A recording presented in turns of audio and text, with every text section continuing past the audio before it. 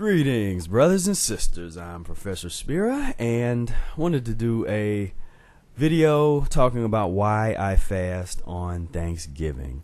Practiced the Mucus Diet Healing System by Professor Arnold Ehret for past 12 years or so, and one of the greatest challenges that any practitioner of these higher level diets, these plant-based diets, will come across is what to do during the holidays. To eat, to not to eat. Do I hang out with my family? Do I make my own food and bring it with me to the festivities? What do I do? And this is really something that can evolve over time. It really has to do with where you're at, your consciousness. What can you handle? Where's your addiction level to the foods that are around you? And for me, the first couple years of Thanksgiving, I was still kind of, because I started really seriously practicing the diet in the fall of, I always have to look back and I forget the year. It was 2002, I think, the fall of 2002, and then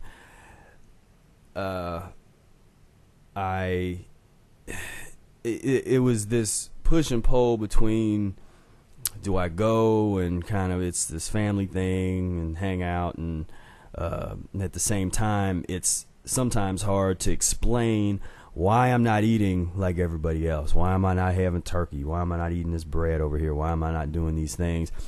And depending on where you're at, some of those things might still be attractive to you. You might still crave them. In the first year, that first year of practicing the diet, I was still very addicted to pus and mucus. It took me 6 months to totally get off of meat and dairy products. So again, that for those that think that the Mucus Diet is some extreme, dogmatic kind of, oh, you have to be mucusless today, and you gotta. Then you haven't read the Mucus Diet book. There's something called the Transition Diet, and it can take time to get to your goals, to get where you want to get pus free, to get mucus free, get off of the worst mucus formers. But what I learned to do from fairly early on was be honest about my addiction and not really give myself the free rein to, just because it was a holiday, to change what I was doing, because that's what's a mistake. Mistake. That's kind of harsh, but maybe that would have been a mistake for me to think that way, because that would have been my addiction. Basically, that's the opportunity for that pus addiction to be like, it's just the holidays, or it's it's your birthday, or you deserve it. Like, I learned from a very early point in the diet that I was never going to reward myself with mucus and pus eating, because that's that old paradigm. That's that mucus paradigm. You do something good, you graduate, you get an A on your paper, you accomplish something, and you go feast. That it's a time for celebration. For me, the way that I had to deal with that kind of thing was I had to do the opposite of what I would have done in the old way of life.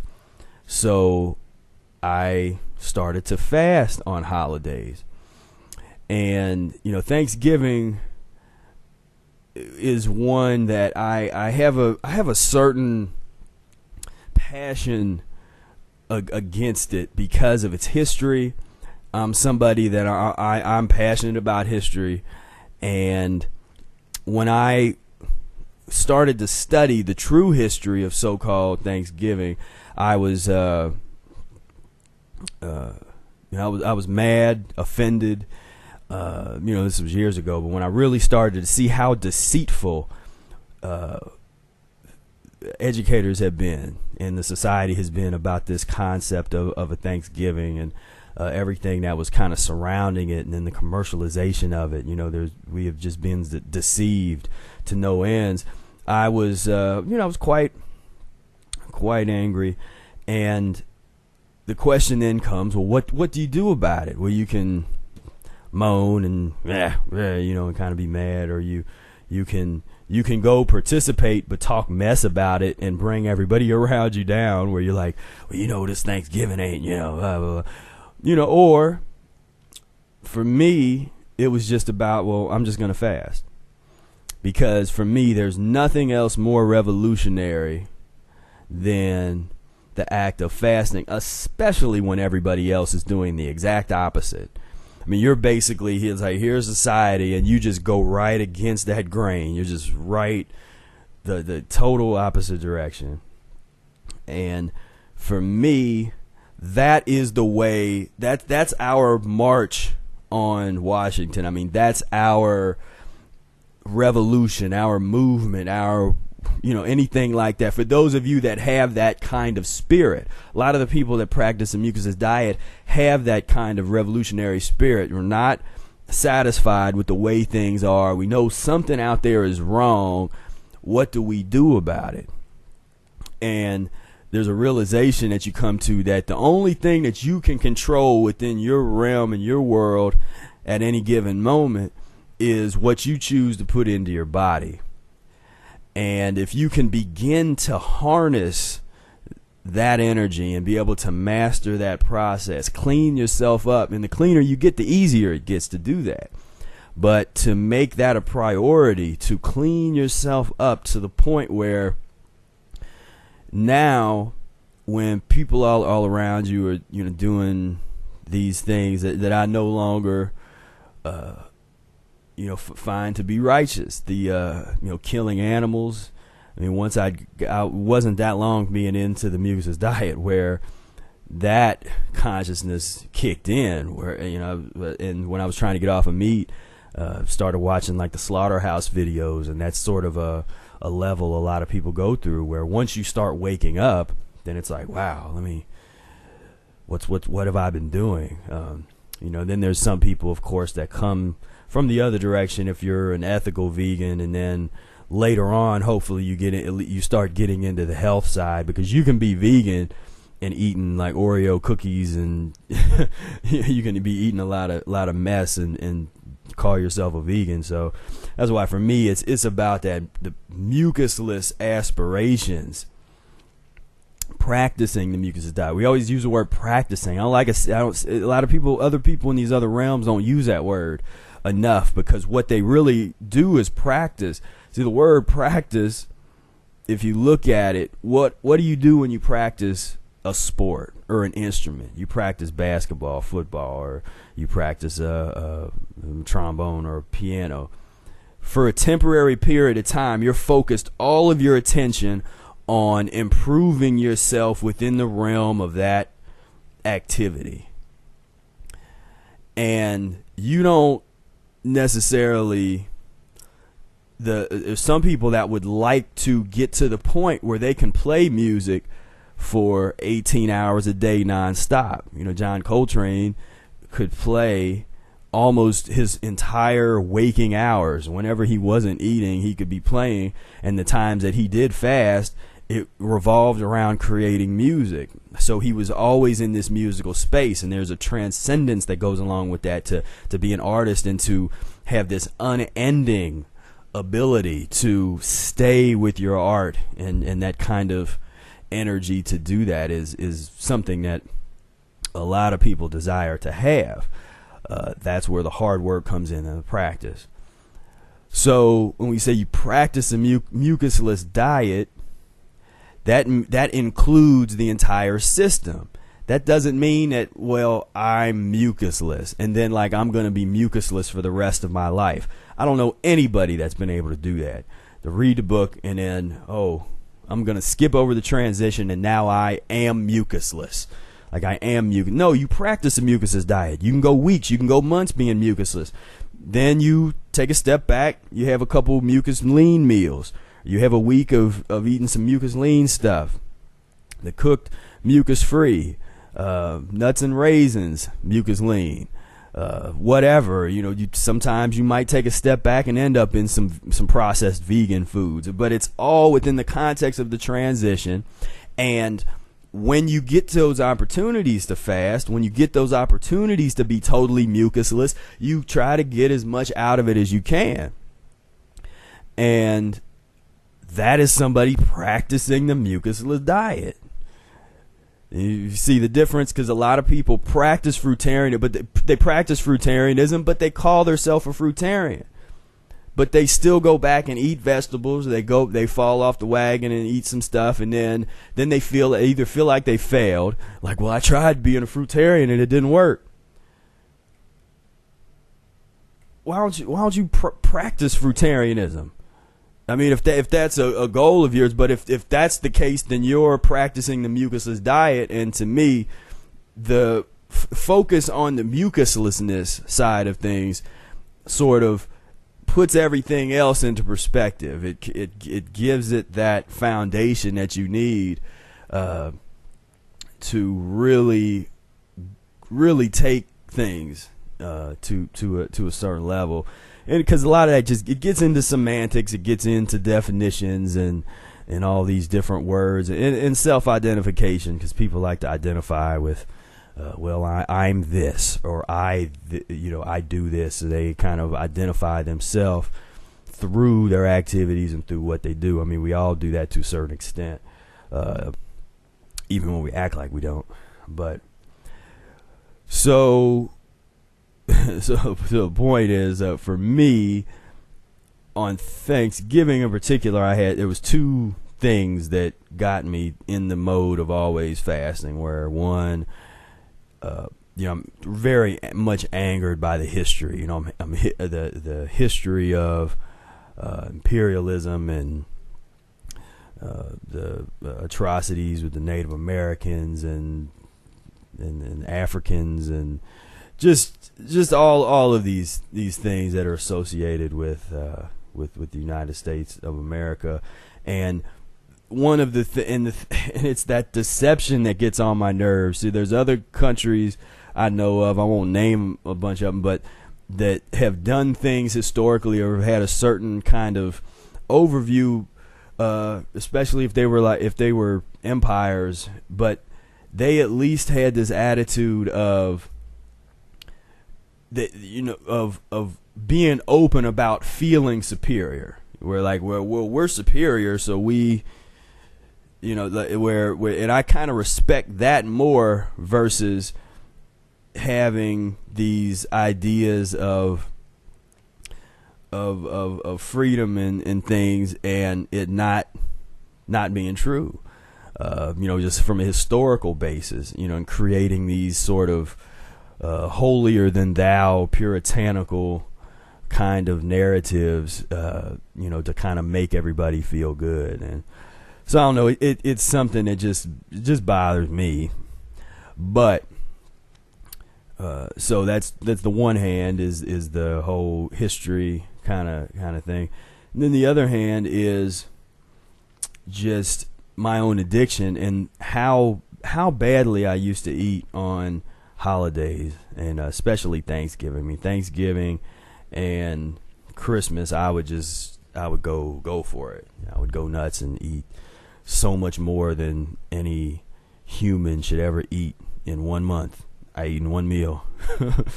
And so it just became kind of a no-brainer. Just say, all right, I'm gonna fast now. Personally, I've actually been fasting for the past 6 or 7 days. I never really keep track of real strict, like, okay, when did I start my fast? And I'm going this many days. Like, I don't do that at all. It's very intuitive. Once I get into fasting mode, I know the mechanics. I know how to break a fast. I know how to transition into a fast. So I've practiced that in the past. I've practiced breaking fasts. I've practiced getting into fast. I've practiced short fast. I've practiced long fast. I've practiced water fast. I've practiced juice fast. I've practiced fruit eating fast. I've sort of have a certain level of mastery of all of these various modalities, and so at this point, I don't think about it. Now, after having practiced and where I really did have to focus on the mechanics, now my intuition can be unleashed, because the intuition has been informed. I think with us, because we've gotten so far away from nature, we have to put training wheels on our intuition, because oftentimes our cravings and oftentimes our urges are no longer natural, and they sometimes are deceptive in terms of what we need to do. And so that becomes the art form. When do I go with my intuition? When do I stick to a sort of a strict regimen that I know is systematic and will work, to clean me up? And the most successful times I've had with that is when I've been able to merge the two. But I'm getting to a point now where once I get into certain levels, I'm able to just allow allow myself, the intuition, to just take over and say, okay, well, now I'm rolling. And so I did lemon water. Past couple of days had been lemon water. Days before that, I was doing some fruit juice. Today I had some lemon water and fruit juice, and so that is, so that's what that is in terms of just fasting. I mean, fasting for a week or two for me is not a big deal. That's just like fasting for a week might be like fasting for a day for someone else, in terms of, and I'm not saying that's any better or worse. I'm just saying that's, like, fasting for a week or two is not is not really a big deal for me, but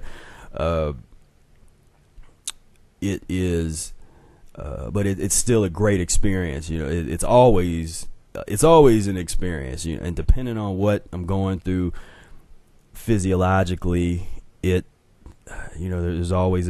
different challenges, there's different things that pop up, emotions that I'm dealing with, physical things that's going on, and that's all part of the fasting process. And that would be a real long video to start getting into some of that kind of stuff. But anyway, I know last year I had posted up a couple videos that was about Thanksgiving and then a Black Friday. I think I'm going to repost my Black Friday video from last year either today or tomorrow, because that was actually fairly popular last year. And that's another level of insanity. Because another thing about these holidays is it gives you a time to reflect. I mean, if you're a plant-based eater, or you're somebody that's going to kind of like take yourself out of the mainstream happenings, when you look back at it, that stuff is insane looking to you, because it's so fake, it just does not make sense, chopping off the head of an animal and stuffing it full of vegetables and cooking it and then eating it, and saying, we thank you for this pus and mucus. And I mean, I'm trying to keep it, I don't want to get too heavy on it, but it does, it gets frustrating, and it's real. And like I said, for me, how do you channel that frustration? And for me to channel it into a fast where that's the most potent, because I'm not telling nobody about it, because this is actually a unique video for me, because I normally don't talk about when I'm fasting or what I'm doing and that kind of stuff. If it comes up naturally in a conversation, I don't hold it back. But unless somebody asks, normally I'm just fasting, and people have no clue, because I never get real super skinny. Like some people ask, well, how do you fast but you don't look real skinny and emaciated and stuff? It's like, well, I mean, it's the mechanics. The cleaner you get, the easier it is to put weight on, because you eat a couple vegetables or a couple salads, and you putting weight on, but it's like kind of like water weight. And but that's all. It's all physiological. I'm gonna make another video addressing. Somebody asked a question about on the forum. There was a discussion about the paleo diet versus a mucus-based diet, and I got some thoughts on that, so I'll put that in another video. But what brought that up was just thinking, if you're a uric acid type, you have a really different experience on the transition in the mucusless diet than somebody with a mucus type. And that's the kind of thing I would actually like to see more people talking about. Like, well, I'm a uric acid type and I'm going through this, and then a mucus type is like, well, I know I'm a mucus type and I'm going through this. And to really start understanding these two different physiologies could really, I think, help a lot of people put the diet into perspective and put the capabilities, each physiology type. There's going to be limitations. There's going to be certain things that you can do and can't do, addiction issues. I mean, there's a whole analysis that really can go into best practices based on your physiology type. And if you don't know what I'm talking about, check out the Mucusless Diet book. I put a link down in the description of the newly released paperback version of the annotated, revised, and edited Mucusless Diet. But either way, once you start to understand that, I think that really it'll help you put things into perspective. There's a lot of people that don't have a realistic perspective of what the transition should be for their body and for themselves. A lot of people want to look at themselves as more advanced than they might actually be in terms of the transition, or putting themselves or pushing themselves real hard to get to these higher levels when they really need to be going slower and enjoy the journey. I've tried my best to join the journey, but I would still go back to my younger self 12 years ago, and if there was one bit of wisdom to impart to myself, I say enjoy the process even more than you did. Enjoy the transition. Don't feel like you have to you don't feel like you have to overturn 20,000 years of wrong eating in a matter of months or years. Just get on this path and just roll. And really enjoy the process, because when you push yourself too far too fast, you can sometimes you run into issues, or you get someplace too fast that you were not necessarily ready for yet. If you really practice the transition, by the time you get to the tougher eliminations and the falls and all that kind of stuff, you'll have a mastery of the mechanics, and you know what to do. And there's not going to be any falling back into, like, well, I fasted here and then I fell back into some other stuff. I mean, that's not going to be a part of what you're doing. So, anyway, I just felt compelled to make a quick video in this time of this energy that's out there for these holidays, and the Thanksgivings, and like I said, it can be tough for those of you that's going through it, that's having trouble deciding what to do about your family situation and how to do it. Just know I got your back. There's a lot of people in the forum that have your back, and it's tough. We know it's tough. We empathize with you, and whatever you decide to do, it's the way I look at it is, whatever you decide to do, tomorrow's another day. Get up, do your enema,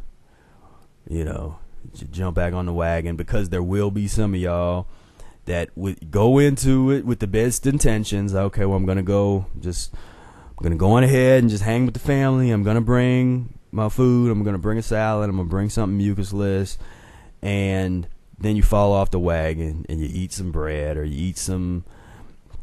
I know people that's eaten meat, that have been trying to, or just whatever, and that, for me, let that be a lesson. Don't be hard on yourself. Don't feel guilty, but let it be a lesson of how serious this thing is, and how. I mean, you got to be serious about this diet. This is not a game. It's not a fad to just like, well, I'm doing the mucusless diet now. I'm going to try that, I think. Like, no, this I'm clowning a little bit, but no, this is not that kind of thing. This is not like I'm playing games thing. This is an incredibly serious thing that will take you into the depths of understanding that you can't imagine right now. I mean, there's certain things that I can't really even talk to you about until you've practiced the diet for several years and really been serious about it, and there's I'm being able to have some of those conversations with people more and more, which excites me because I've always wanted to have them with more than a couple people. Because in the past it was like me and Brother Air and a couple other people, and that was it that could really talk about some of these deeper issues in terms of long-term practice and the re-understanding of everything, from reinterrogation of all of these theories and philosophies and just everything. And so, but you really can't get into a lot of those discussions until you've experienced a certain level of transition and fasting and cleansing and things. So anyway, thank you for watching this video and have a great day. Talk to you later. Peace, love, and breath.